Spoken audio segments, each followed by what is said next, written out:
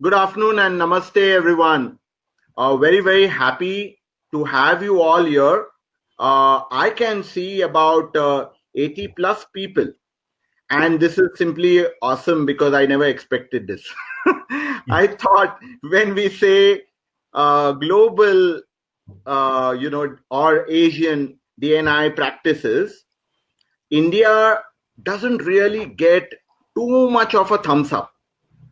That's because of our understanding of what diversity and inclusion is today and where India, according to us, stands on that scale.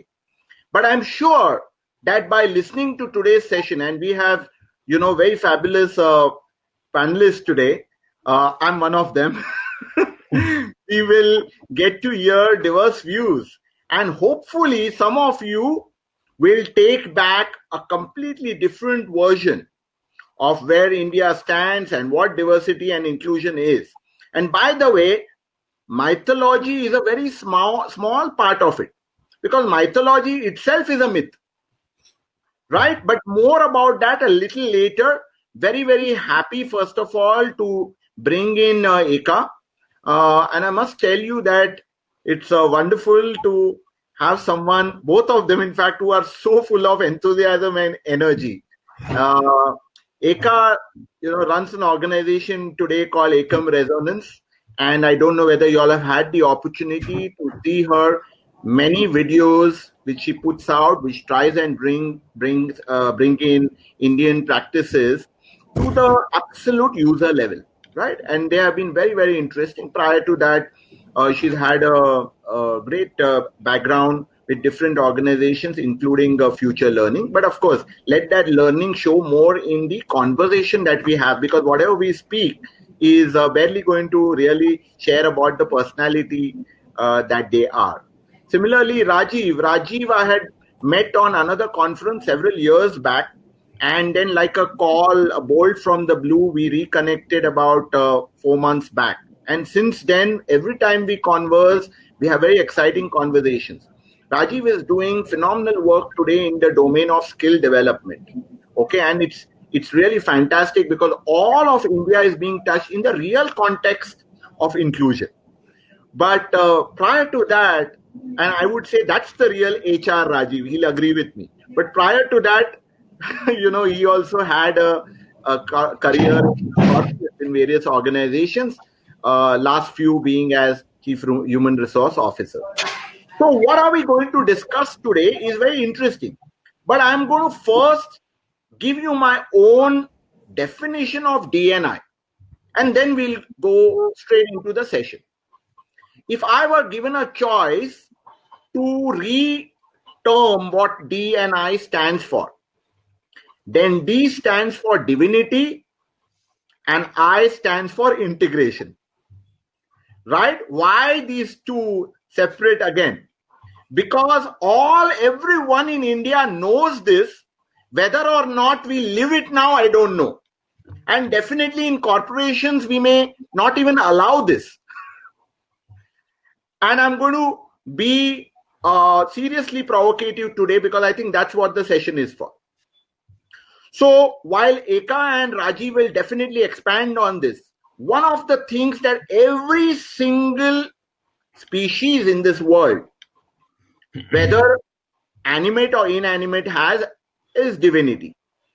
And we can perhaps speak a little bit about it later. And why integration? Because today, most of all, that divinity is lost somewhere. In the sense that perhaps we even hesitate to say namaste today to people. It's so empowering to say namaste. I just love it. And it didn't take COVID for me to be able to say that. But just check how many people today in organizations say namaste. Why should it be so odd to use a salutation that we've had for centuries? Okay, so that's why I say divinity and integration should come back. With that, let's go to our esteemed and most importantly, very knowledgeable panelists. And the question I'm going to put to both of them, Eka and Rajiv, starting with Eka, is DNI even an agenda when you consider the original India, Bharat, so going back maybe just 2000 years back, or maybe even lesser, is DNI an agenda? Please share your thoughts. Namaste, Rajesh ji, and really, it's so wonderful to actually, openly, honestly, and most naturally be able to say namaste. So, I remember after my stint in corporate, in blue chip corporations like your Standard Chartered and Citi and ABN, I remember when I joined Future Group 6 years, 7 years ago as the CEO for Future Learning and Future Sharp Skills. I remember I used to enter the office, and people who were 1.5 times my age, I would enter, and it would be very normal in the morning to say Namaste ka. And our mails would begin with dear so and so nahi hota tha. Namaste ka, namaste bala, namaste so and so, and then we would go begin. And I realized that it was actually so much more natural to walk in and say, namaste, aap log kaise hain? Rather than, hi, how you doing? What's up? And, how was last night, etc. So really, thank you so much for bringing that element back in. Rajesh ji, आपने एक बहुत interesting question पूछा है कि भाई India का context क्या है. So how have we looked at diversity and inclusion. I am going to step back a little further, not just India of 2000 years ago, but I'm going to step back to the origin of human beings, Homo sapiens as a species, 60,000 years ago. And there's this fabulous study by Yale which talks about the difference between animals and humans. Now, of course, I'm not going into our scriptural definition or the context of consciousness or the context of imagination. I'm not going there. I'm talking about biologically, the biological difference. और एक बहुत interesting study L ने करी थी कुछ सालों पहले, where they said that what differentiates an animal and a human being biologically is that the animal has a need to belong. The animal wants to belong to a pack, it wants to belong to a group. The identity of an animal is determined by the pack it belongs to. That's what they seek. Human beings, on the other hand, biologically seek to stand out, seek to be different, seek to have their own individual identity. And very interestingly, the 3 biological markers of a human being, biological markers meaning when a child is born, they can identify this as your individuality, are age, race, and gender. Right? So the only thing that differentiates one human being from another biologically, physically, is age, race, and gender. And even when a child is born, they can differentiate between an old person and a young person, a man from a woman, a brown from a black, from a yellow, from a pink, etc. Now here's where, and this I'm talking about the beginning of human civilization, 60,000, 600 million years ago, whenever you want to call that mark-off point. The thing is that India, as a civilization, is, of course, like we all know, far more than 2,000 years old.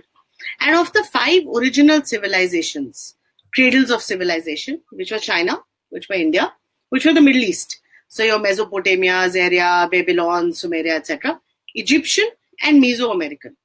Of your 5 original civilization, only 2 continue unbroken. China in glorious amalgamation, in splendid isolation, and India in glorious amalgamation. So where we are concerned, we have always been about our individual identities. There is no concept of either diversity or inclusion, because the 2 ruling philosophies that have been about India forever have been, one, the philosophy of Tatattvama Asi, that which you are, and I bow down to the divinity within you, and Aham Brahmasmi. So I am the infinite divine universe within myself. So this whole idea of diversity is not about age, race, gender, language, region, origin, food preferences, education preferences, caste. All of those are man-made constructs. The only level of diversity that we have any acceptance of is me and you, and not me versus you, but me and you as one. मैं हूँ और तुम हो, and I respect myself and I respect you. So That's where I come from, on the context of saying that this whole thing that we're talking about diversity, inclusion, it's more representative, or it might even be a conversation point in homogeneous societies, or in the military, or in the factory era. Any place that doesn't belong to either of these three contexts, it's an irrelevant conversation. And in the context of India, which is the oldest civilization, most heterogeneous, most diverse civilization, where we thrive in our diversity and inclusion and how we bring it together, which I'm sure we'll talk about, it's actually a very, very relevant point of discussion. I know that's provocative, since that's what you wanted to go at. Rajesh, you have to unmute yourself. Yes, sorry. I had put it on silent so that we can hear her loud and clear. Yes, I was saying a very interesting point of view. Eka, another kind of diversity that exists today are those who are technologically challenged and those who are not. I belong to the other spectrum. You know that, Rajesh. But a touchy topic hai. I know. That's why I mentioned it. Yes, Rajiv, your view, please. Yeah, I think Eka has just put it very well, in fact. But I'll go a little even further into this concept, because see, as far as D&I being in existence and being relevant in the Indian context, there is a larger question to be understood.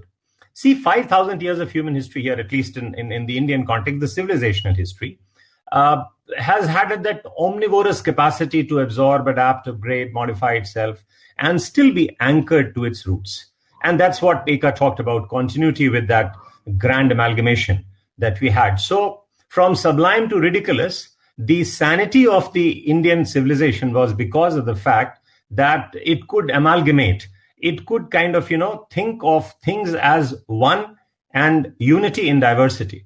And the whole context can be seen because way back, even in 6th century BC, we would see that there were 64 well-evolved schools of thought, whether they were heterodox, as different from each other as the Attavikas, the Ajivikas, the Buddhism and Jainism, and of course the main kind of course of what you call the Hindu philosophy of the 6 schools of philosophy were well developed at that point of time, the Upanishadic and of course the Vedantic philosophy based. Now, primarily the existence of 64 schools of thought together, and there was animosity not of people who held those views, but it was like they would have very healthy debates between each other. And that, in fact, speaks a lot about the fact that you are not concerned about the apparent diversity of what is absolutely the linguistic diversity or your ideational diversity. But as humans, we could relate to each other. And that is the tradition that has been continued, come what may. And it is from this cradle of civilizational context of oneness of humanity that the whole context of Aham Brahmasmi, Tattvamasi, and the whole context of the fact that, yes, we are all Brahma, and the point is that all the world is an apparent appearance of what my consciousness is. I am the eternal existence, consciousness, and Ananda, the context of ever-existing blissfulness.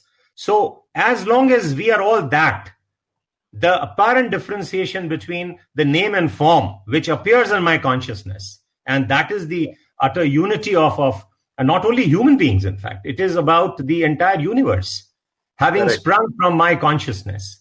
And that may not be believed by everybody right now. That's okay. It's difficult because we are so conditioned to identify ourselves with our body, mind, with me and thine and others. But the point is that if we really truly introspect, in fact, and there are various methodologies, I'm not going to get into the details here of Vedanta or particularly the Advaita philosophy. The point is that, yes, all of us eternally are that same consciousness, and we just partake of its illumination. And that is all, which is, the differences are all apparent and the reality is not.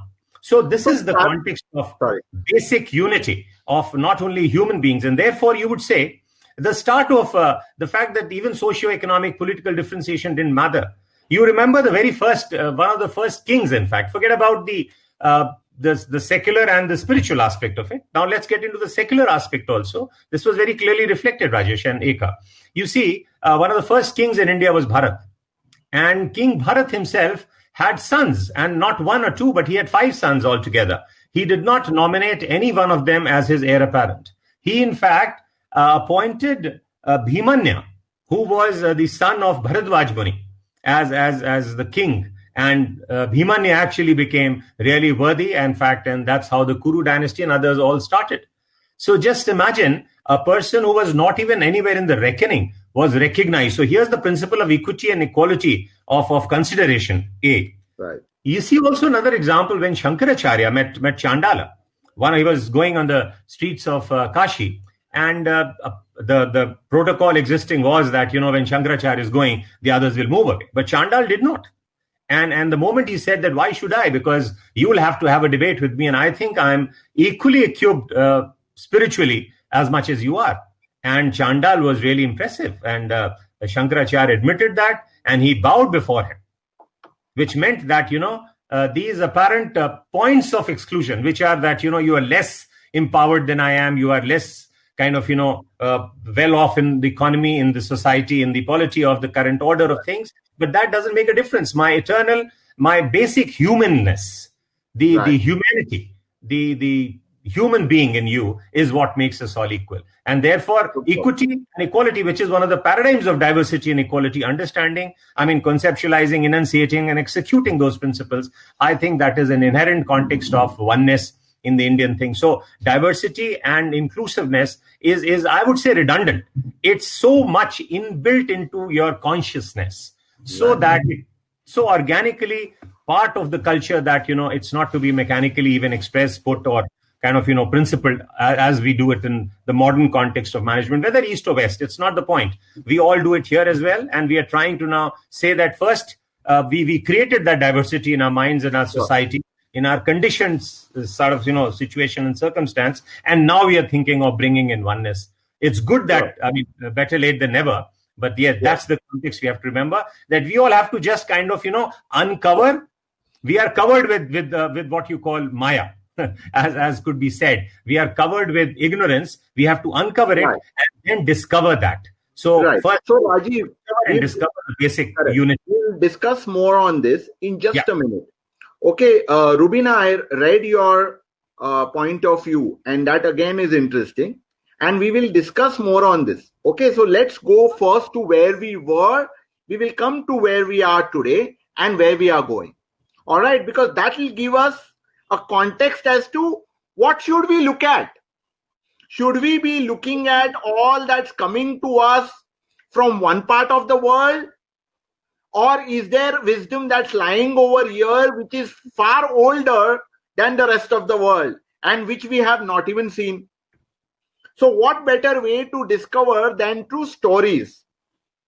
So as is the title of the session itself, I'm going to request Eka to maybe relate to a couple of her favorite characters or stories from which we can draw lessons. Similarly, Rajiv, I'm going to request him to, he's already given the example of Chandal, though, with a slightly different context. But we will look at another character in just a bit from him as well. And I will round off this thread with one most popular idea in Indian wisdom and Indian stories, which I'm sure almost all of you know about. We'll go in a little deeper. So Eka, over to you again. Any one story or character that you'd like to discuss? Excellent. And the place that I want to pick up the story from is actually a question that has come in about the concept of the caste system, about how we are already, we are inbred with the idea of us versus them. And I love this. I love this because do you know how the caste system actually originated? We've heard of merit and we've heard of how people who did their things right. But it was actually a very well-defined educational system, right? So what used to happen is that at the age of 12, everybody was sent to a Gurukul. Right? In that Gurukul, for 6 years, till the age of 18, everybody studied everything. So, you did your academics and the equivalent of your middle years schooling, etc., etc. At the age of 18 was the first filter that was applied.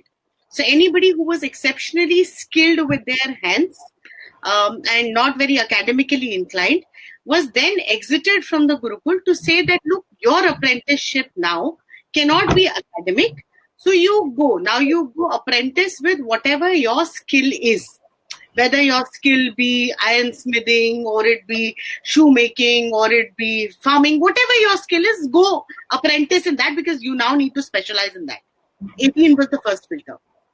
The second filter was applied at the age of 20, which is when people who were good with trade, commerce, they needed to apprentice with trade, with commerce, figure out how the money works, how merchandising works, etc., etc. So at the age of 20, they moved out of the Gurukul and went into their respective apprentices. At the age of 22, the third filter was applied, which is after you'd been through those additional 6 years of texts and theoretical weapons training, martial training.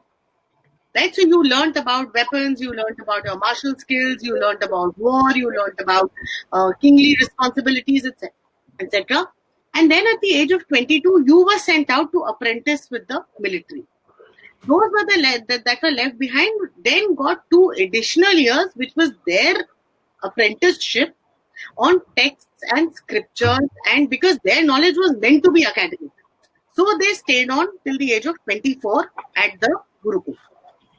Now, obviously, logically, these ones became the workers, they became the Vaishyas, they became the Kshatriya, and these became the Brahmans. But what's interesting is, irrespective of the age at which you exited the Gurukul, which was either 18 or 20 or 22 or 24, you apprenticed till the age of 25.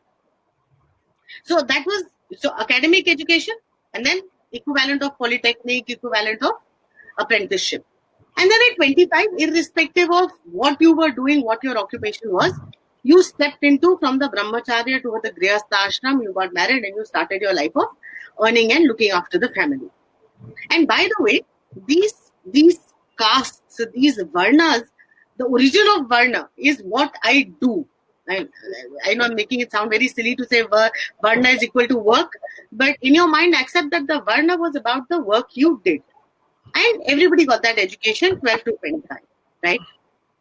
We got lazy in the process, because this was a process that required, this entire system required enormous hard work, enormous testing, fabulous standards. Therefore, we got lazy with it and said, you know what, let him go apprentice with his father, it is much easier. And so the caste system happened. Originally, they didn't apprentice with their father, they apprenticed according to their ability, right? Now, the fact is that diversity, like I said, the most obvious expressions of diversity as we speak of are your diversity in gender, diversity in race, and perhaps in sexual orientation. But the fact is, diversity is across language, region, education, all of it. And even in the original caste system, the fact is we've celebrated stories of people whose origin changes. We've celebrated the expression of choice. Right? So Vishwamitra, who was our greatest Brahman, was originally a Kshatriya. Kripacharya, who was a Brahman, is worshipped for being the leader of the commander-in-chief of the forces there. Right? Yes. So we've always had this kind of mobility. Just now Rajiv ji spoke about the Chandala and Adi Sankara. The fact that Tulsi came from a very farmer, very menial background. We've had a dacoit turning into a great writer, and Kalidasa is story. All of us know that. We've celebrated all kinds of diversity and movements. Arjun expressed a choice to be Brihannala, and we've celebrated him as Arjun, and we've celebrated him as Brihannala. We've celebrated Vishnu as Vishnu, like the ultimate expression of masculine. Masculine kingship and frankly lordship and divinity, as you say, Rajay. But we've also celebrated Vishnu as Mohini. We've celebrated Shiva. We've celebrated Shiva as the ultimate lord of, the Pashupati, lord of all animals and beings. And we've celebrated him as Ardhanarishwara. We were talking yesterday, in fact, Rajiv and us were talking. These are just some of the stories. I can pick up multiple of them. Ram's army. Lord Ram's army, when he took on Ravan and took on Lanka, the story of Ramayana is about the Reach, about the Vanar, about the Gilheri, about Jatayu, about the whole army was made of composite, diverse tribes and species, right? The Mahabharata army, 18 Akshoinis across the Kaurav and the Pandavas, came from all across the country, all across categories. Shiv's Bharat that when Shiv went to marry Parvati, And the Bharat that he took to Daksha had bulls and animals, not only human diversity, but cross-creature diversity. And they were all treated as one. So, you know what Rajiv ji spoken of and Rajesh, what you've spoken of, this isn't about me versus you or us versus them. It's about we. It's about me and we, me and mine, and then mankind. Right? Beautiful. And we also created these stories. Right. Rajiv, before you go and add to this, okay, I want you all both to think about then why more and more in present times, most of us seem to be unaware of what these stories or what these entire concepts actually meant to tell us. Okay, but I'm going to come to that next. Rajiv, if you wish, you can combine that, but I'm tempted to ask you, can you pick one or two characters like Eka so beautifully took the multitude of examples, which you can quote, okay, here are some which we know from our childhood, which perhaps we can jog people's memory with as example of what today we consider as diversity. Yeah. I think, Rajesh, pardon me for kind of, not breaking the thought thread, actually, and just, alluding to something a little different, because I know these characters and stories can actually build a narrative. But the general criticism from myth and mythology would be that kind of stuff that, okay, you are narrating all those things happened in the past, but what is the current situation? So let me add a word about the current contemporaneity also. Because ultimately, the issue is that how is diversity and inclusion today not only a reality, but it's something which has a business case. And therefore, what you can draw from mythology is not that, you're quoting something that was in existence and now it's not. So just let me put a word about what is modernity ultimately. So I would be able to say that, these ancient thought processes are still modern. And what is the differentiating criteria that differentiates and conceptualizes modernity? Is it the passage of time as a function of time? No. There were modern people in ancient times, like Gautam Buddha, Mahavir, Jesus Christ, Mahavir. And they were all, as people would say in terms of mythology, they existed somewhere in course of history. And they are therefore, just because of chronological time, they are not modern. No, modernity is not just contemporaneity. So my point was that this whole spiritual upbringing that we have come through, in fact, and that is there in our DNA, actually makes us more modern and relevant today. Why? Because modernity is actually based on twin pillars.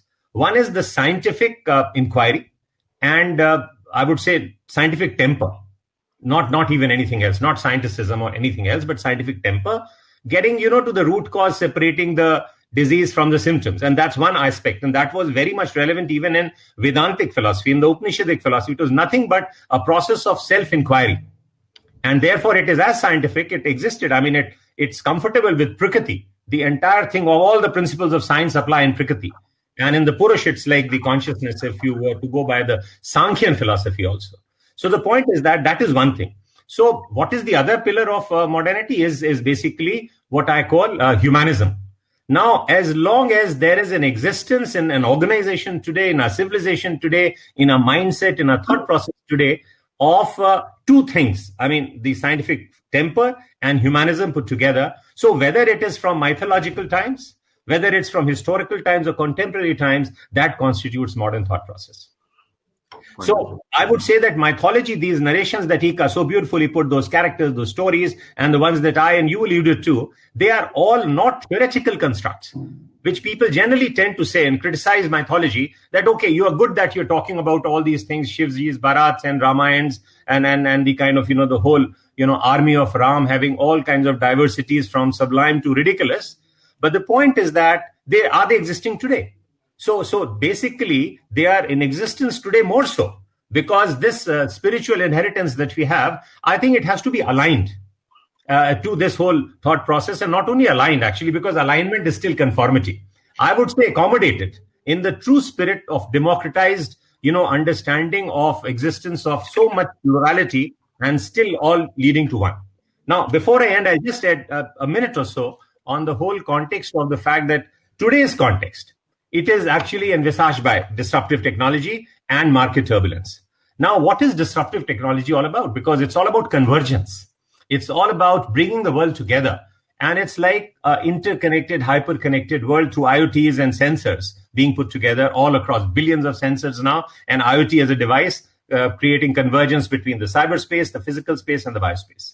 Now, this being the reality, as in the past, say, for example, even if we don't go back into thousands of years, but just about 200 years back into the first and the second industrial revolution, you just see the whole consciousness was based on telephone, telegraph as the means of communication, fossil fuel-based energy needs, and the transportation being met by the diesel engine and the kind of internal combustion engine. Now you just see the infrastructure is changing. It's like communication is cyberspace. The non-renewable sources of energy are being the primary drivers of energy. And ultimately, you see the logistics and transport is driven by driverless cars with renewable source of energy. So this is the change of consciousness which is fortunately taking place. And in this current context, I would say, again, you have to revive. It's like a renaissance of spirituality that, the DNA that was already in existence. There was a context in which it was accepted. And then, of course, ritualistic things took place, and as Eka said, the immobility of in the Varna system kind of created caste system and so on and so forth. But now is the time for us to change our consciousness from that of the first and the industrial and the revolution to the third and the fourth industrial revolution consciousness of biospheric consciousness. This is where we bring in climate, we bring in kind of environment, we bring in animals, we bring in all the species other than human species, we bring in planet and profit and people together. So I think that is the narrative that needs to be talked about, because when we say mythology, it's not just kind of, to be extricated from the morass of history and something which has to be kind of, given a deference.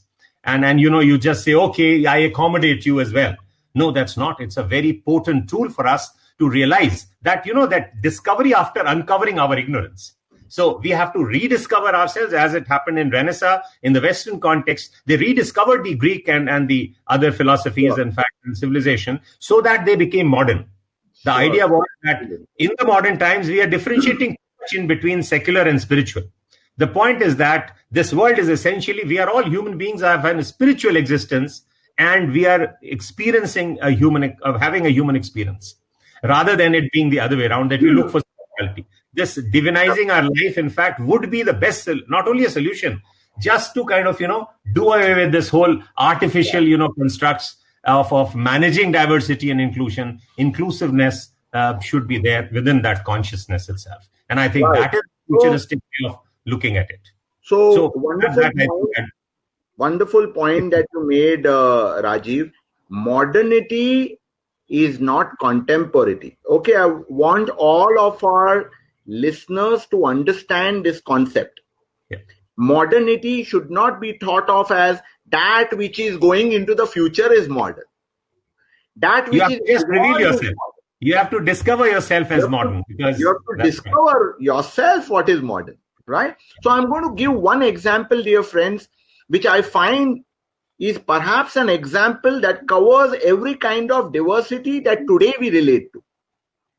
So we can think a little bit more about this story, and I would encourage all of you, don't treat it just at face value.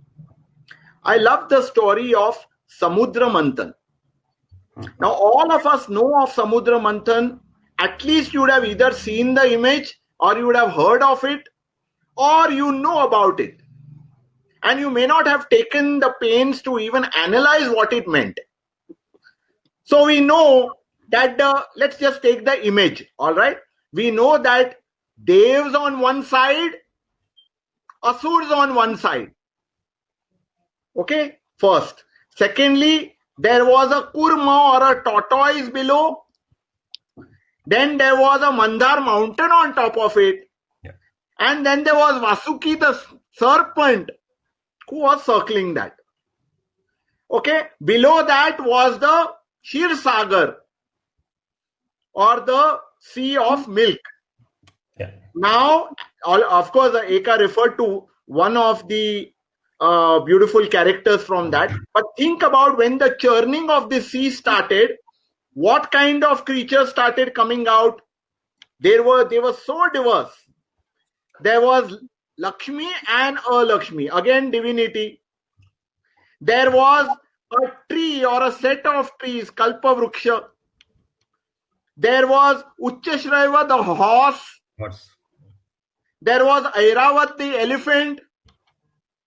And then there was also Rahu and Ketu somewhere, right? Which we know about, came in the middle to take some of the nectar that the devas were being given, which are celestial beings.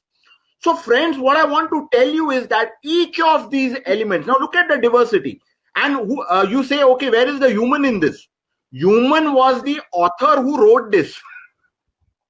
So if we can attribute this to Vyas, for example, because this occurs in Bhagavad Puran as well as Mahabharat and as well as many other Purans, right? So each of it represents something. And I'm just going to give you two meanings out of this because we have limited time, and I want to, also pick our panelists' time for one more question for sure. And then we go to you for your thoughts.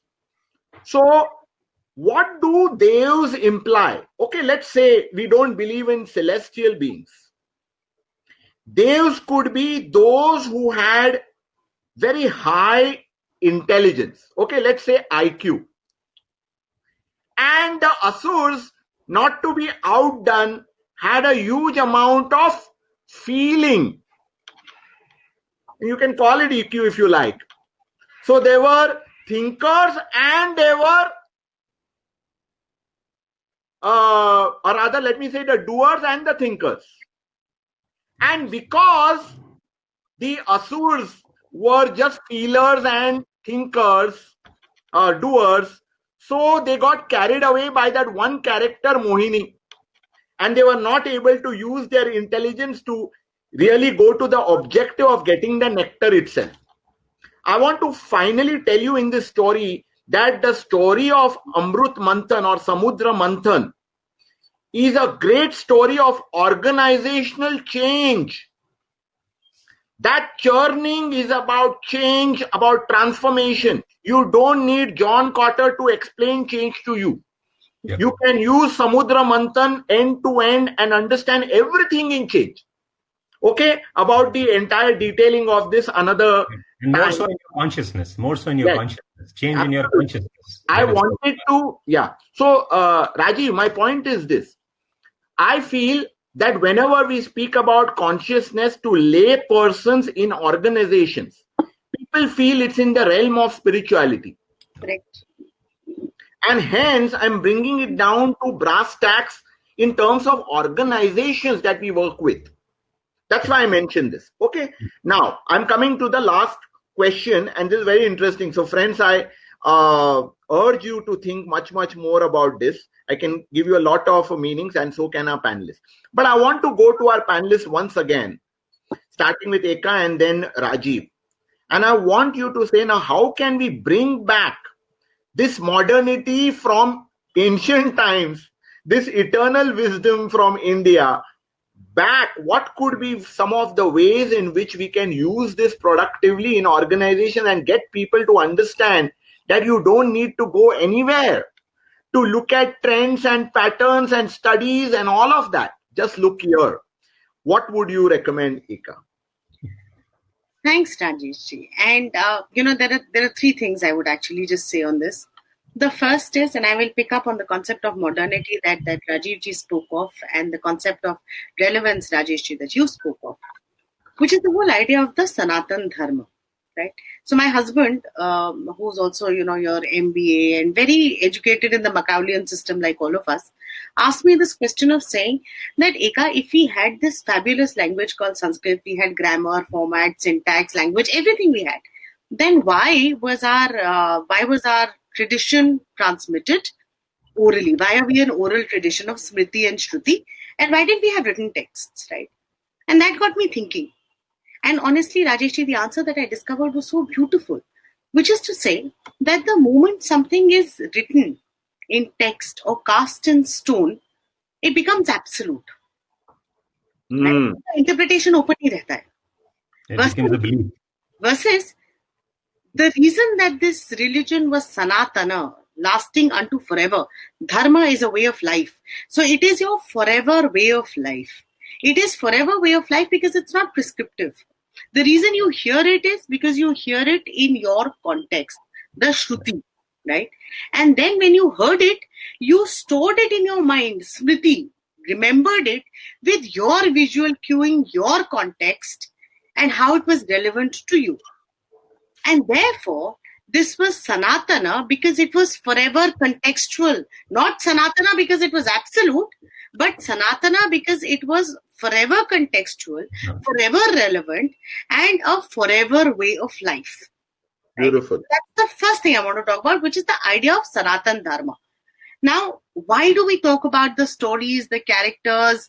Why do we even speak of them? Because the second one is that our value belief systems, जो हम mythology की बात कर रहे हैं और हम कह रहे हैं ये mythology क्यों है और story तो कुछ भी हो सकती है, which is true.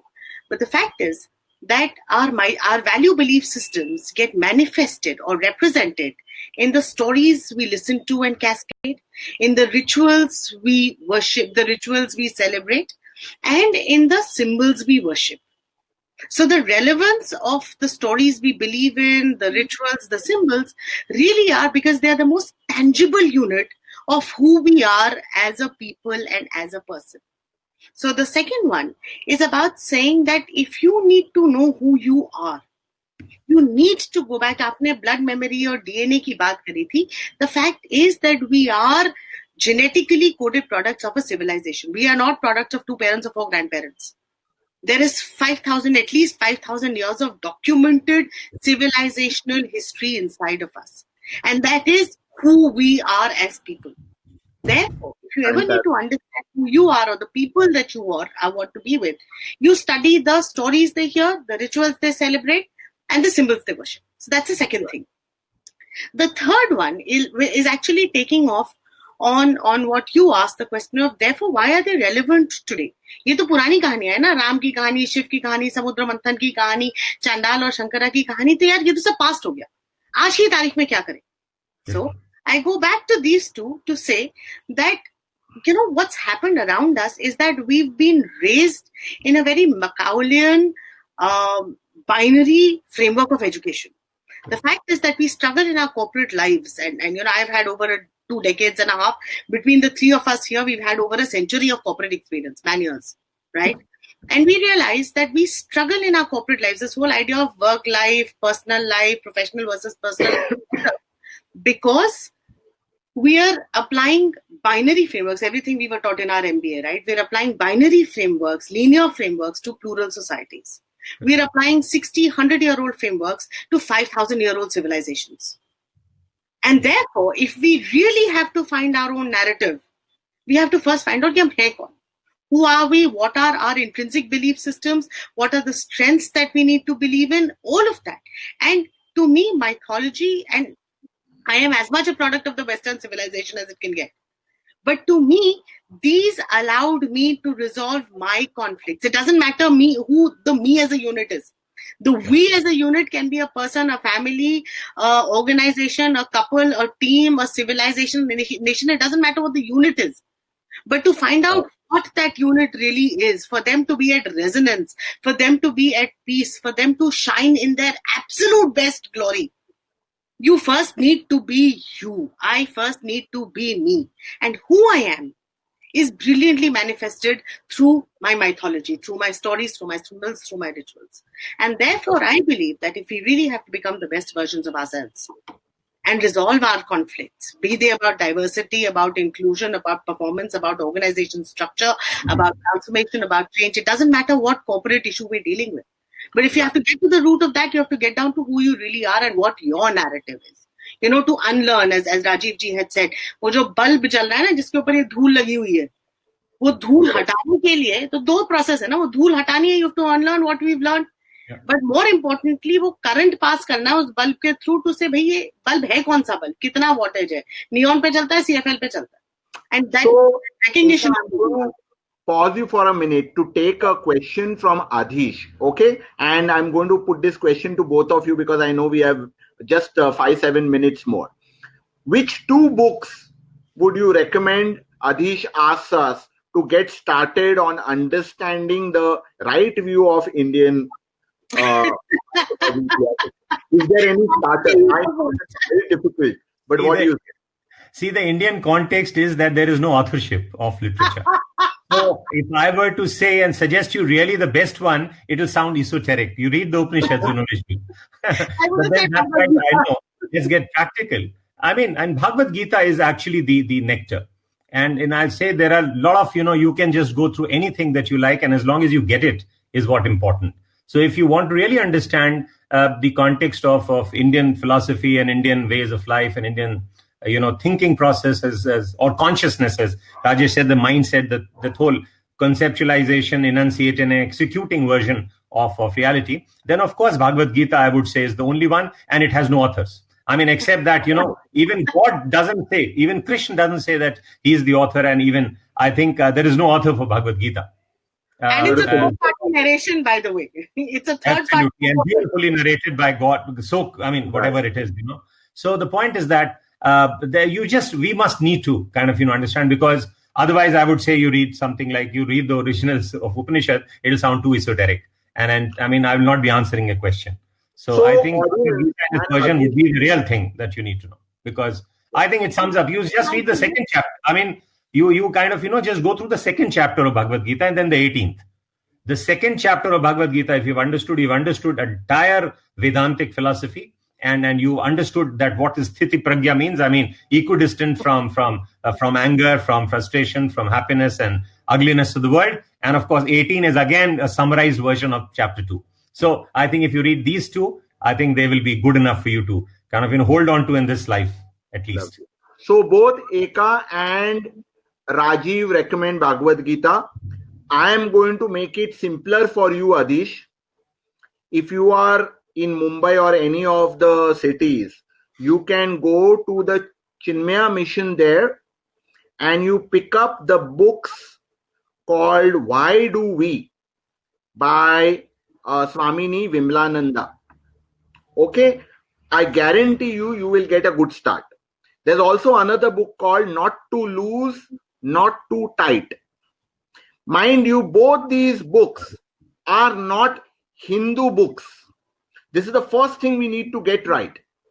These are Indian, and here are people, they are leaders who are trying to make us understand our own knowledge better. Okay, for you to get started. As you keep growing in your spiritual journey, you can go to Bhagavad Gita, and then as Rajiv suggested, at some point in time, Upanishad. Go slow, and maybe you can take a treatise. Last point before we take a couple of. Rajesh, can I recommend two books as well? I'll move from the sublime to the gross. The two books that I found very interesting in starting off this journey of mine. One was there's a book by Sanjeev Sanyal. Sanjeev Sanyal is a chief economic political advisor to the government of India, ex-chief economist Deutsche Bank. He's written these two books. One is The Land of Seven Rivers, and the other is called The Ocean of Churn. Both these are histories of India through the geography, and makes a very important cultural point, which reflects the answer to a question that a lot of people are asking about: where did we lose ourselves, why did we lose ourselves, how did it turn around, etc. And I find it a very useful roadmap to say what the evolution of this country was, which then puts me into context for picking up the Upanishads, from picking up the philosophies and the Bhagavad Gita.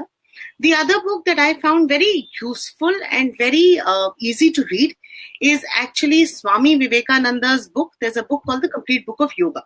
Very simply written. It's not about the handstands and the Shirshasana and the Mayura Mukhasana. It is not about those.